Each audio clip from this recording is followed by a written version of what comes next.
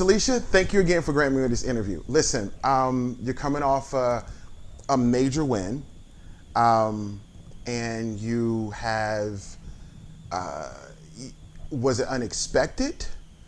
It was. Okay. Both of the people who uh, also ran for chair, they worked hard and they were in it.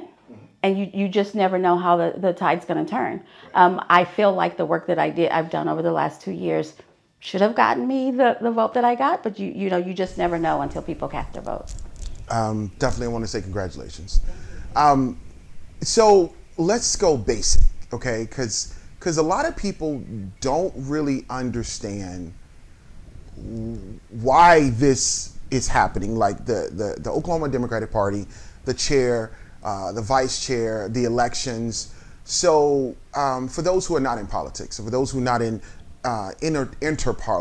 party politics, what does this mean? You know, what did you all just do? So every state and territory has a Democratic Party. It is the organizing body that's supposed to help with the messaging and help candidates along. And for Oklahoma, it's the Oklahoma Democratic Party. And we have levels, right? There's the state level, and we're broken down by congressional district and counties. And there is this big organization in the background working to help get Democrats elected. And so this weekend we had an election to elect our statewide officers.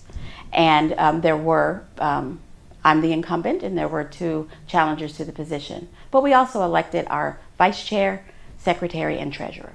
So your job as chair is what? What does that mean?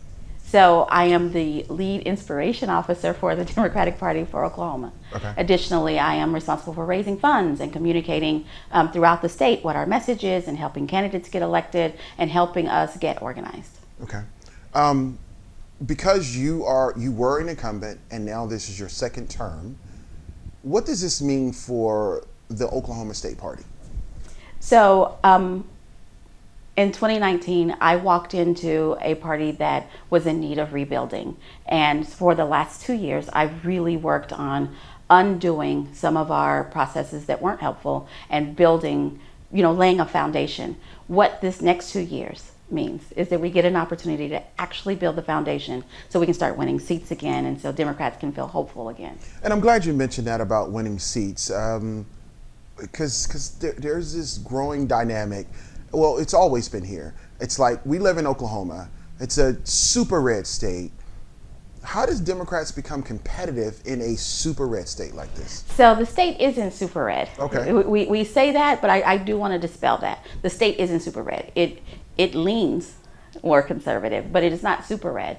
Thanks to gerrymandering, 75% of the leadership in our state is Republican based on gerrymandering, when you break out how the electorate works out, there would be more Democrats if the maps were drawn fairly. So you're saying the people in power now are drawing the maps for them to win? Our elected officials are picking their constituents rather than their constituents picking our elected officials. The voters should get a pick. That's interesting. So for newcomers, because I know that every party is trying to appeal to newcomers, you being at the chair, what does that mean for you, for the newcomers that are coming in?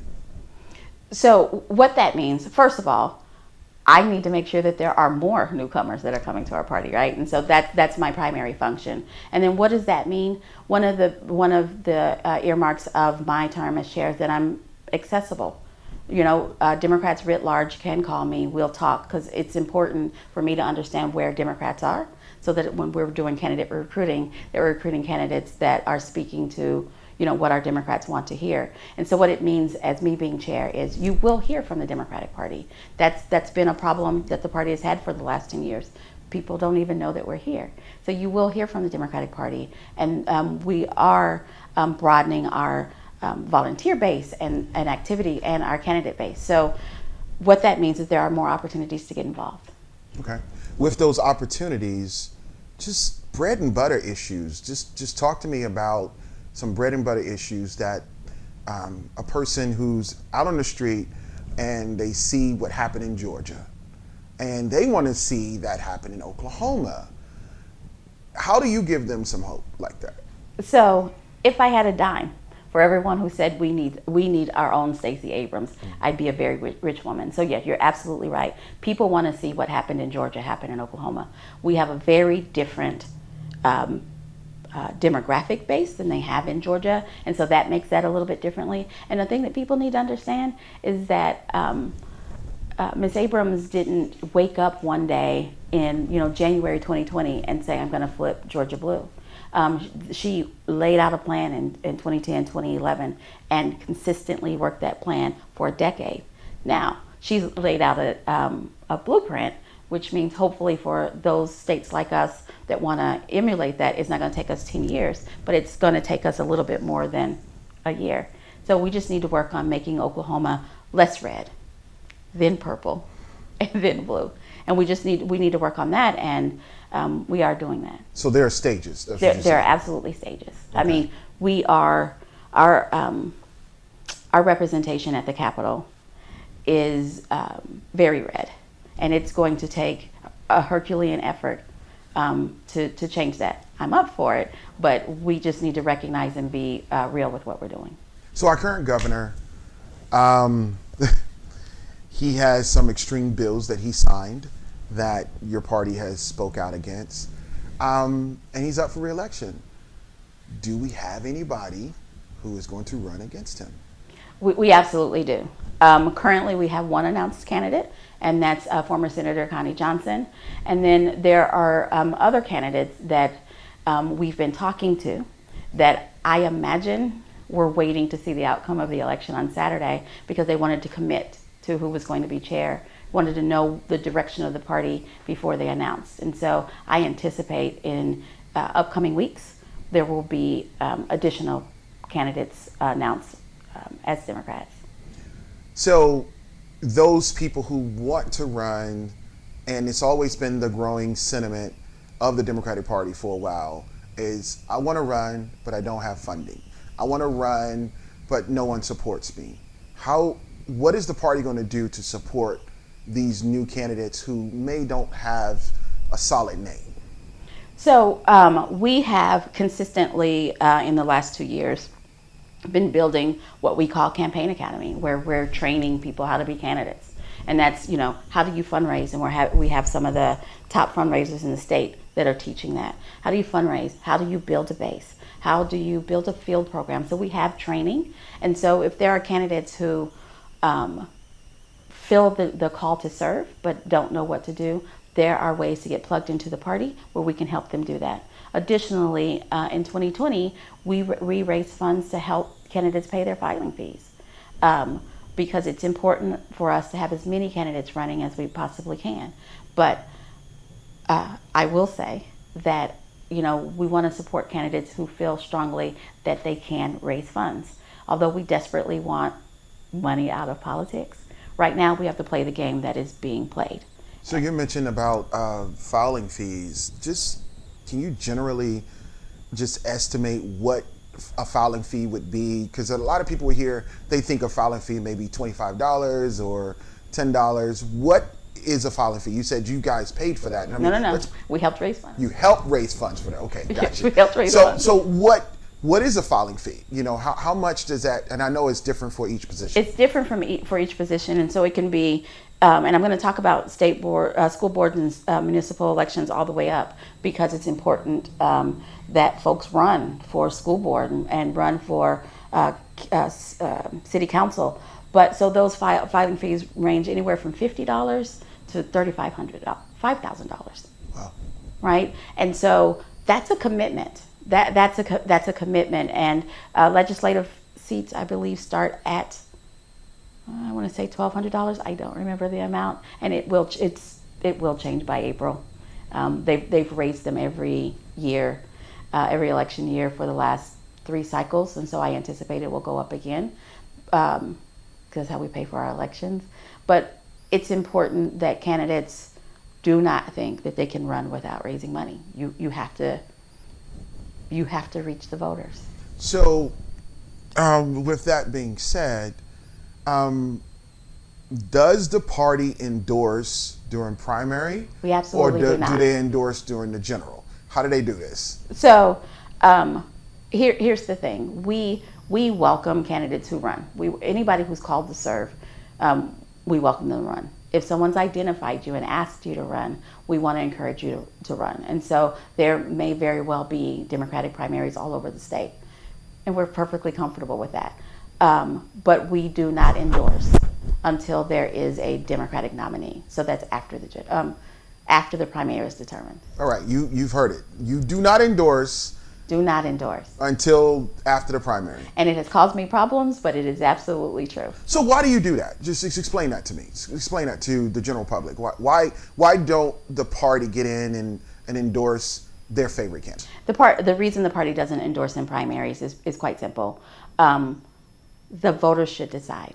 There shouldn't be an elite few that decide. The voters should decide, not a couple of insiders. And so if the party decided, it's sort of like us putting our thumb on the scale, and we don't want to do that. Okay. All right. So what's next? I mean, what's in the future for the Oklahoma Democrats? So our plans for the next 2 years are pretty aggressive. We're going to field more candidates. We're absolutely going to field more candidates. We're going to go after some more rural seats. We're going to expand our voter base. It's more than just registering folks, but we're also going to push for increased voter turnout. And additionally, you're going to be hearing what our message is. One of the things that people say about Democrats is you're not real sure what our message is. You will be hearing our message.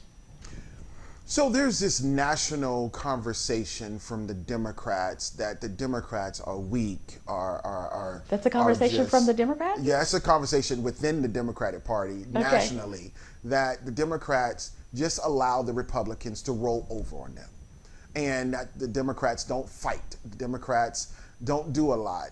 I love that you're bringing this up.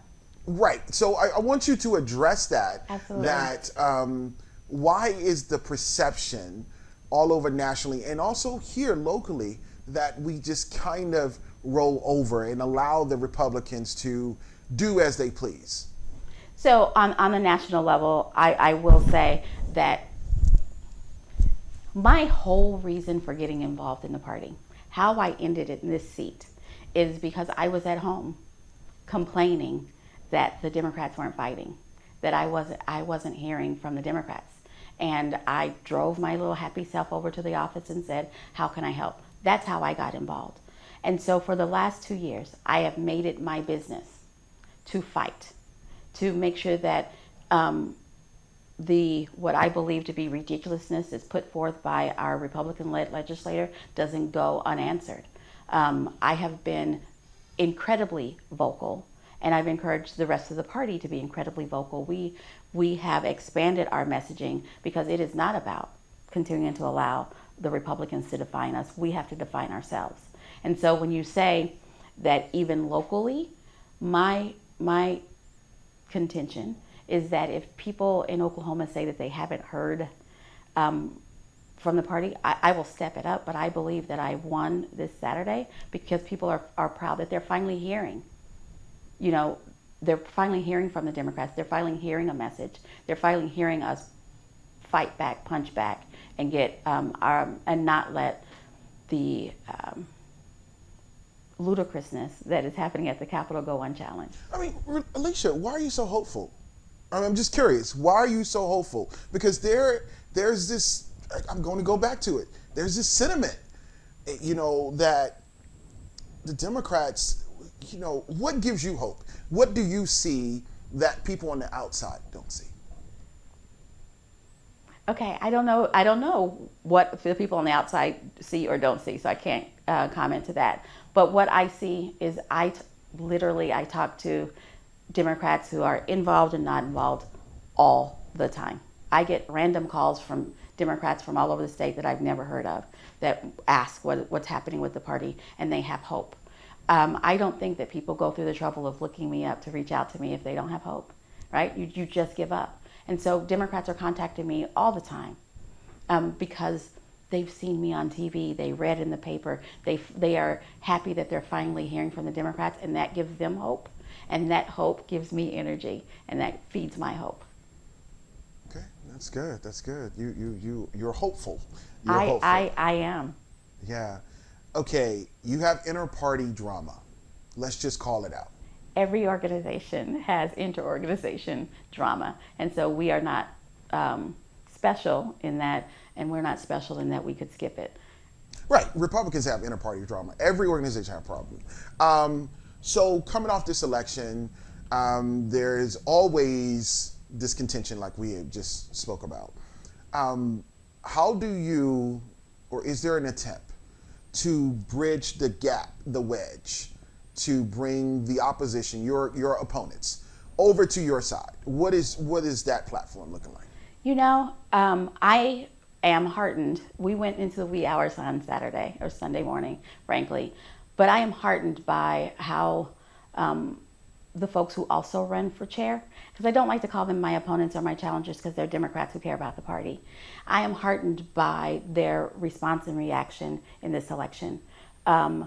Before I laid my head on my pillow after convention, both of the people who ran for chair had already posted congratulations. And I think that goes a long way to getting their supporters. You said they did post. They did. They both. Okay. They both did, and I think that goes a long way in helping their supporters to accept and bring into the fold. And I've spent some time this morning and yesterday reaching out to folks who expressed dissent in what we're doing, because it's important that we all work together. We have a lot of work to do in 2022, and so I think that I am grateful to both of them because it shows that they're ready for the party to move forward and recognize the work that needs. Are you willing to work with them? Absolutely. Okay, that's good. So you are already reaching out. Absolutely. Wow. We have work to do.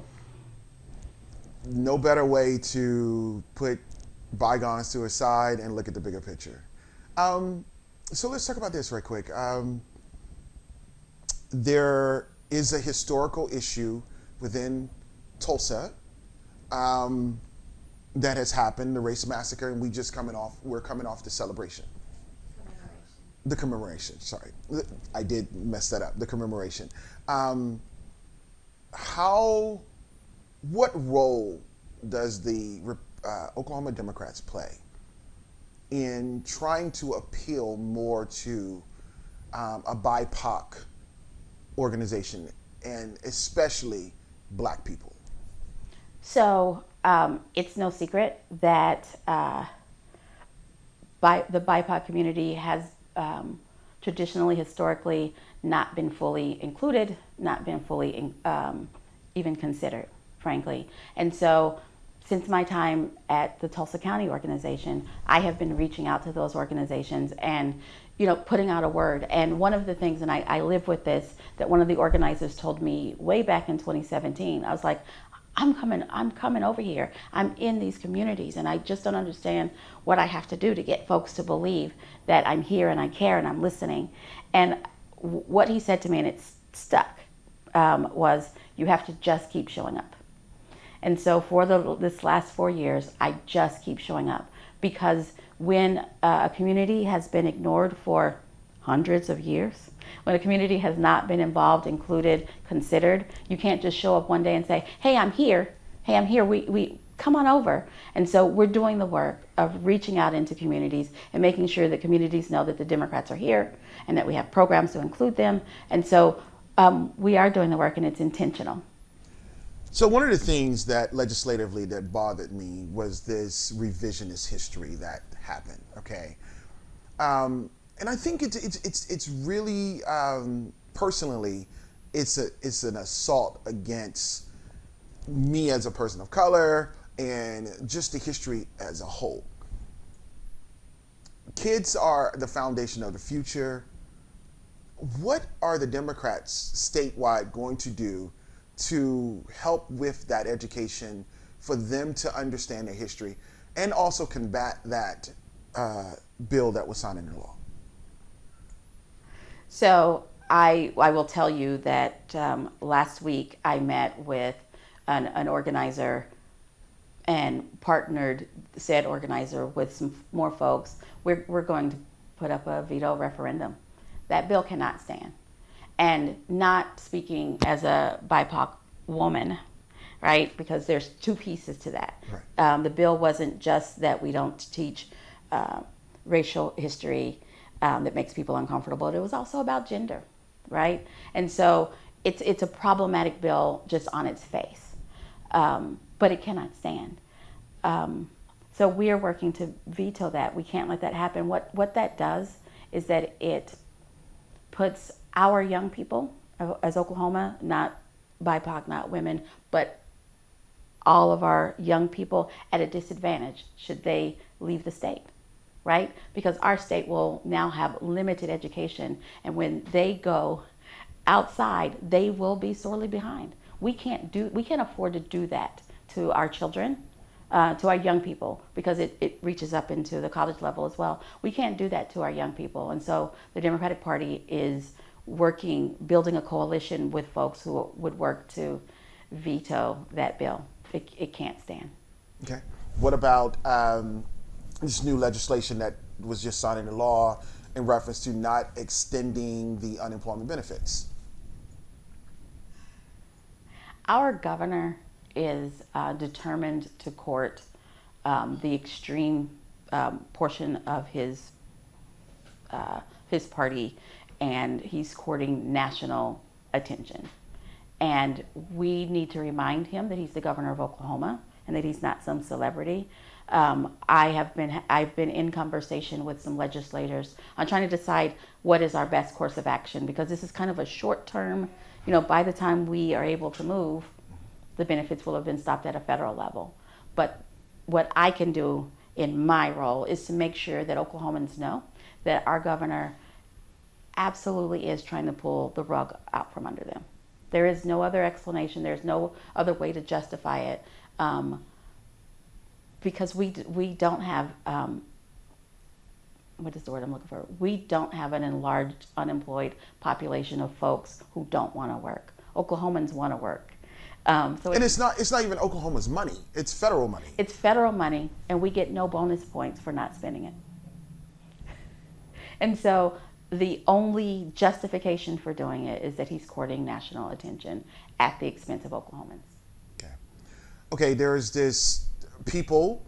A lot of people are there are groups who say, I don't want to be a Democrat. I don't want to be a Republican. So I'm going to be an independent.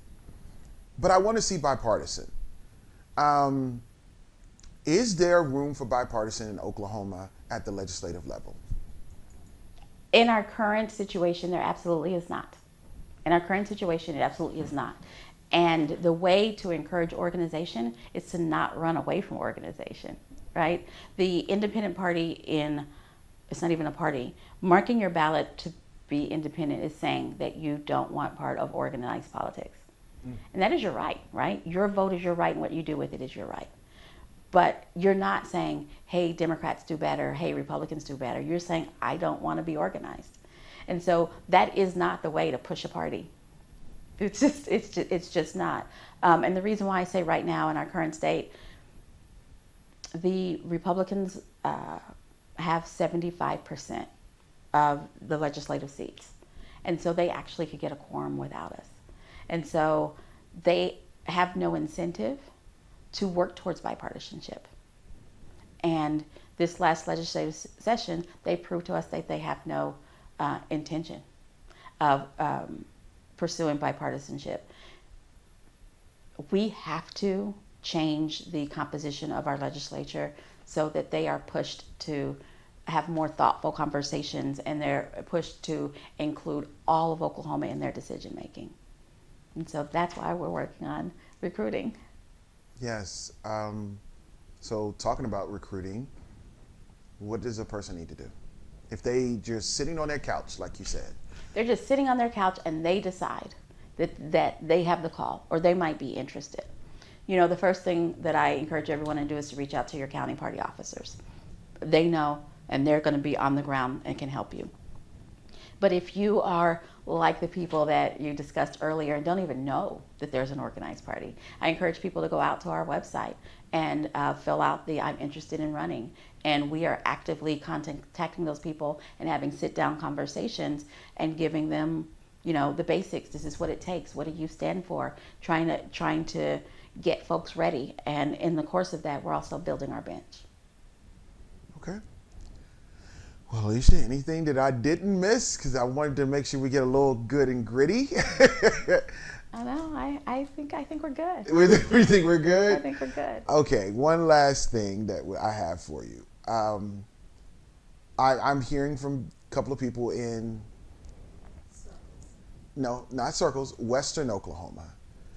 And they were forgotten previously, and they are stating that you have done a good job and you've kept your word.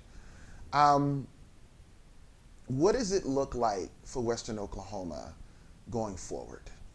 So the way the lines were drawn in Western Oklahoma, there might be an opportunity to move the needle in Western Oklahoma. I made a promise when I was running in 2019 that I was going to get out and travel to the entire state. 1/3 of the way into my term, COVID hit, and that shut down my travel plans. Well, we're coming out of COVID. Oklahoma's getting vaccinated. I know I'm vaccinated, and so I'm ready to travel the state and spend a considerable time in Western Oklahoma, because that's the place where we need the most party building. Spend some time, traveling the state and making sure that Democrats feel energized, know that they're not the only ones there, and that's how you get more candidates. That's how you get more candidates elected. Okay. And fundraising, right? Well, and fundraising, but you got to get Democrats engaged and interested before you can get their dollars. Okay. So on a national scale, will we start seeing more national people come to Oklahoma? Absolutely. So, little inside baseball. I sit on the executive committee for the Organization of Democratic Chairs. And so I'm constantly in conversation with Democratic parties from all over the nation. And so we are working on trying to identify, how we can make sure that Oklahoma gets a little bit more attention than we've gotten in the past. And in the last 2 years, I've made relationships with elected officials, on a national level. And so, yeah, I say to Democrats listening, anticipate for the next year and a half that you're going to see more national figures step foot in Oklahoma. So we saw a picture with you and the president. Did you have any words for him, or just curious if you can let us know? I've not seen that picture. You have not seen that picture? I've not seen that picture. I was there and I took it, but I've not seen it. Yeah, you have a picture. Did you talk to the president? Just briefly. It was a really long day, but I am in constant contact with the DNC chairman, Jamie Harrison, which is more realistic, right? Because the president's kind of busy, which is more realistic. But yes, I did have an opportunity to talk to the president, and in that week had an opportunity to talk to a lot of members of the Congressional Black Caucus, and without prompting, and this is the great thing, without prompting, a lot of them came to me and said, "What can I do to help you in Oklahoma? Because I think it must be tough to be a Democrat in Oklahoma, and I want to help you grow that." Wow, it was great. You? They came to me. Wow, that's pretty amazing. Yeah, it was. You ask how I have hope. Those are also some of the kind of moments that give me hope. Wow. So what are they seeing from afar versus what enter people? Because it's always this sentiment is that you really don't notice your home until you leave your home, but then other people see value out in your state.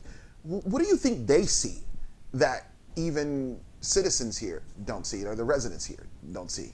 And that is true, that sometimes the outside looking in, and what they've seen is that over the last 2 years that the Oklahoma Democratic Party has been making national and international news, and that we're speaking up and that we're ready to fight. They know that we're primed for a fight.